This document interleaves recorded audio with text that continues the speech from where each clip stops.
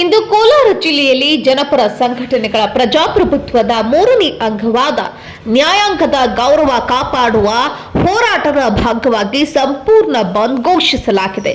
ಭಾರತದ ಸರ್ವೋಚ್ಚ ನ್ಯಾಯಾಲಯದ ಮುಖ್ಯ ನ್ಯಾಯಾಧೀಶರಾದ ಸಿಜೆಐ ಬಿಆರ್ ಗವಾಯಿಯವರ ಪೀಠಕ್ಕೆ ವಕೀಲ ರಾಕೇಶ್ ಕಿಶೋರ್ ಶೂ ಎಸೆಯಲು ಯತ್ನಿಸಿದ ಘಟನೆ ದೇಶದಾದ್ಯಂತ ತೀವ್ರ ಖಂಡನೆಗೆ ಗುರಿಯಾಗಿದೆ. ಈ ಘಟನೆ ಸಂವಿಧಾನದ ಆತ್ಮ ಹಾಗೂ ಪ್ರಜಾಪ್ರಭುತ್ವದ ಗೌರವಕ್ಕೆ ಧಕ್ಕೆ ತಂದ ಘಟನೆ ಎಂದು ನಾಗರಿಕ ಸಮಾಜ, ವಕೀಲರ ಸಂಘಟನೆಗಳು ಹಾಗೂ ಪ್ರಜಾಪ್ರಭುತ್ವದ ಹೋರಾಟಗಾರರು ಹೇಳಿದ್ದಾರೆ. ಈ ಹಿನ್ನೆಲೆಯಲ್ಲಿ ಕೋಲಾರ ಜಿಲ್ಲೆ ಜನಪರ ಸಂಘಟನೆಗಳು ಹಾಗೂ ಯುವಕ ಸಂಘಟನೆಗಳು ಸ್ವಯಂ ಪ್ರೇರಿತವಾಗಿ ಬಂದ್ಗೆ ಕರೆ ನೀಡಿದ್ದು, ಜಿಲ್ಲೆಯಾದ್ಯಂತ ಅಂಗಡಿಗಳು, ವ್ಯಾಪಾರ ಮಳಿಗೆಗಳು ಮುಚ್ಚಲ್ಪಟ್ಟಿವೆ. ಅಂಗಡಿ ಮುಂಗಟ್ಟುಗಳು ಸಂಪೂರ್ಣ ಬಂದ್ ಆಗಿದ್ದು, ಸಾರಿಗೆ ಸೇವೆಗಳು ಸ್ಥಗಿತಗೊಂಡಿವೆ. ಕೆಎಸ್ಆರ್ಟಿಸಿ ಹಾಗೂ ಖಾಸಗಿ ಬಸ್ಸುಗಳು ರಸ್ತೆಗಿಳಿಯದೆ ಪ್ರಯಾಣಿಕರು ಪರದಾಡುವಂತಾಗಿದೆ. ಘಟನೆಗೆ ರಾಷ್ಟ್ರ ಮಟ್ಟದಲ್ಲಿ ತೀವ್ರ ಪ್ರತಿಕ್ರಿಯೆ ವ್ಯಕ್ತವಾಗುತ್ತಿದ್ದು, ಕಾನೂನು ವಲಯದಲ್ಲಿ ನ್ಯಾಯಾಲಯ ಅಮರ್ಯಾದೆ ಪ್ರಕರಣ ದಾಖಲಿಸಲು ಸಾಧ್ಯತೆಗಳಿವೆ. ಸರ್ವೋಚ್ಚ ನ್ಯಾಯಾಲಯದ ಗೌರವ ಮತ್ತು ಸಂವಿಧಾನದ